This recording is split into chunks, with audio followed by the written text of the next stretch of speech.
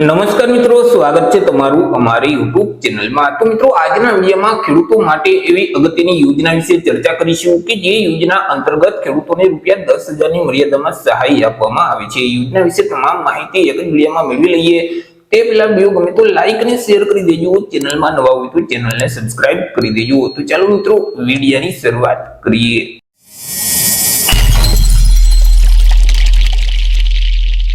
તો સૌથી પહેલા મિત્રો આપણે વાત કરી લેશું આ જે સેન્દ્રીય ખેતી ઇનપુટ સહાય યોજના છે તે યોજનાનો મુખ્ય હેતુ શું છે। તો કે મિત્રો, જમીનની ઉત્પાદકતા અને ફળદ્રુપતા જળવાઈ રહે તેમજ જમીન, પાણી અને પર્યાવરણને નુકસાન થતું અટકાવવા માટે ખેડૂતો પાકના પોષણ માટે છાણિયું ખાતર, અળસિયાનું ખાતર તેમજ કમ્પોસ્ટ ખાતરનો ઉપયોગ કરી અને પાકના સંરક્ષણ માટે ગૌમૂત્ર, લીમડાનું દ્રાવ્ય અને છાશનો ઉપયોગ કરી અને સેન્દ્રીય ખેતી પદ્ધતિ અપનાવે તો તે હેતુ માટે ગુજરાત સરકારનું જે ખેતીવાડી વિભાગ છે તો તેના દ્વારા સેન્દ્રીય ખેતી ઇનપુટ સહાય યોજના અમલમાં મૂકવામાં આવેલી છે કે જે યોજના અંતર્ગત સેન્દ્રીય ખેતી માટેના જે ઇનપુટો છે જેમ કે મિત્રો છાણિયું ખાતર છે, અળસિયાનું ખાતર છે, ગૌમૂત્ર, લીમડાનું દ્રાવ્ય છે તો તે ઇનપુટ માટે સહાય આપવામાં આવે છે।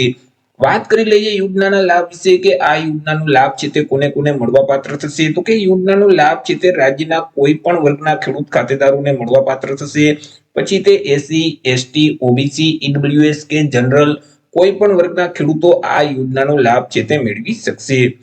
આ યોજના અંતર્ગત સહાયની વાત કરીએ તો કે યોજના અંતર્ગત સેન્દ્રીય ખેતીને પ્રોત્સાહન આપવા માટે ખેડૂતોને હેક્ટર દીઠ રૂપિયા 5,000 ની સહાય છે તે આપવામાં આવે છે અને એક ખેડૂત ખાતેદારને વધુમાં વધુ 2 હેક્ટરની મર્યાદામાં સહાય મળવાપાત્ર થશે। એટલે કે એક ખેડૂતને વધુમાં વધુ રૂપિયા 10,000 ની મર્યાદામાં યોજના અંતર્ગત સહાય છે તે આપવામાં આવશે અને આ યોજનાનો લાભ છે તે ખેડૂતો દર વર્ષે મેળવી શકે છે। વર્ષમાં એક વખત આ યોજનાનો લાભ મળવાપાત્ર થશે।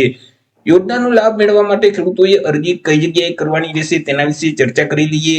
તો કે આ યોજનાનો લાભ મેળવવા માટે ખેડૂતોએ આઈ ખેડૂતનું જે પોર્ટલ છે તે પોર્ટલ મારફતે ઓનલાઈન અરજી ફોર્મ ભરવાનું રહેશે।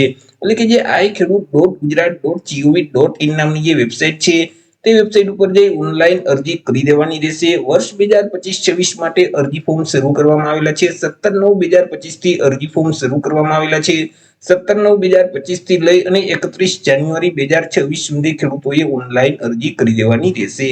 ઓનલાઈન અરજી ફોર્મ ભર્યા પછી તેની પ્રિન્ટ કાઢી ખેડૂતોએ પોતાની પાસે જ રાખવાની રહેશે જ્યાં સુધી તમારા તાલુકામાં આવેલ જે ખેતીવાડી વિભાગની કચેરી છે ત્યાંના કર્મચારી તમારી પાસે ફોર્મની પ્રિન્ટ ન માંગે ત્યાં સુધી કોઈ પણ જગ્યાએ તમારે અરજી જમા કરાવવાની રહેતી નથી। જ્યારે મિત્રો તમારી પાસે અરજી ફોર્મની કોપી માંગવામાં આવે ત્યારે તેની સાથે કયા કયા ડોક્યુમેન્ટ જોડવાના રહેશે તેના વિશે ચર્ચા કરી લઈએ।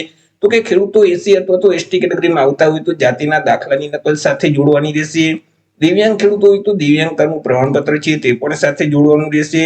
આધાર કાર્ડની નકલ છે, રેશન કાર્ડની નકલ છે, બેંક પાસબુકના પ્રથમ પાનાની નકલ અથવા તો રદ કરેલ ચેક છે, ગામ નમૂના નંબર 7/12/8 ના ઉતારાની નકલ છે, સેન્દ્રીય ખેતીનું ક્રોપ સર્ટિફિકેટ છે અને અન્ય સંયુક્ત ખાતેદાર હોય તો અન્ય ખેડૂતનું જે સંમતિ પત્રક છે તે પણ સાથે જોડવાનું રહેશે।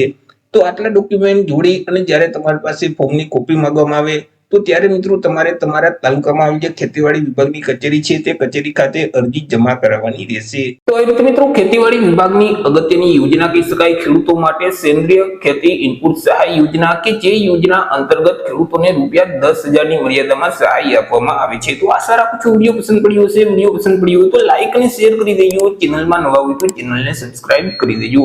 મળીશું એક નવા ટોપિક સાથે એક નવા વિડીયોમાં। ત્યાર સુધી જય હિન્દ, વંદે માતરમ।